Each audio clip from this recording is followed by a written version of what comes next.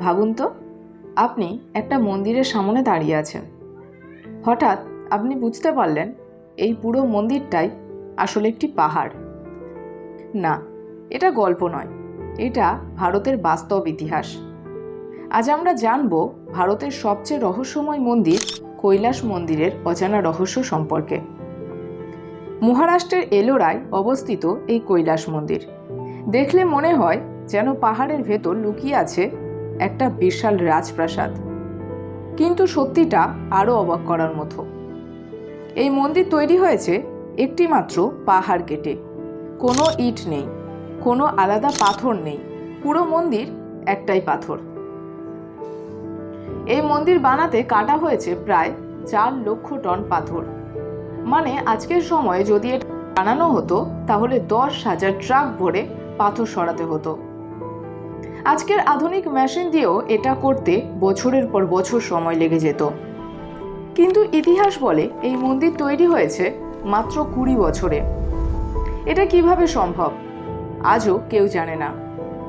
সাধারণত সব মন্দির নিচে থেকে উপরের দিকে তৈরি হয়, কিন্তু কৈলাস মন্দির তৈরি হয়েছে উপর থেকে নিচে। প্রথমে পাহাড়ের মাথা কাটা হয়েছে, তারপর ধীরে ধীরে নিচে নামা হয়। একটা ভুল হলে পুরো মন্দির শেষ হয়ে যেত, কিন্তু একটাও বড় ভুল এখানে নেই। মন্দিরের দেওয়ালে হাজার হাজার মূর্তি খোদাই করা রয়েছে। হাতির মূর্তি এত বাস্তব যে দেখে মনে হয় এখনই হাঁটবে। দেবদেবীর মূর্তি এত নিখুঁত মনে হয় জীবন্ত।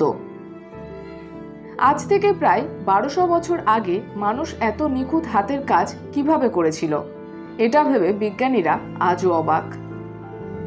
কৈলাস মন্দির তখন তৈরি হয়েছে যখন বিদ্যুৎ, মেশিন, ড্রিল কিছুই ছিল না। কিন্তু তা সত্ত্বেও এত নিখুঁতভাবে পাথর কাটা কিভাবে সম্ভব হয়েছিল? কিছু গবেষক বলেন প্রাচীন ভারতে এরকম প্রযুক্তি ছিল যা আজ হারিয়ে গেছে। অনেক মানুষ বিশ্বাস করেন এই মন্দির মানুষ বানায়নি, কারণ এত বড় কাজ এত কম সময়ে অসম্ভব। কেউ বলেন দেবতারা সাহায্য করেছিলেন, আবার কেউ বলেন অন্য কোনো গ্রহবাসী এটা তৈরি করেছিল। যদিও এর কোনো প্রমাণ নেই, কিন্তু রহস্য এখনো রয়ে গেছে। সবচেয়ে বড় প্রশ্ন হলো এত পাথর কাটার পরে সেগুলো গেল কোথায়? কাছাকাছি কোথাও এত পাথরের চিহ্ন নেই। মানে 4 লক্ষ টন পাথর যেন হাওয়ায় মিলিয়ে গেছে।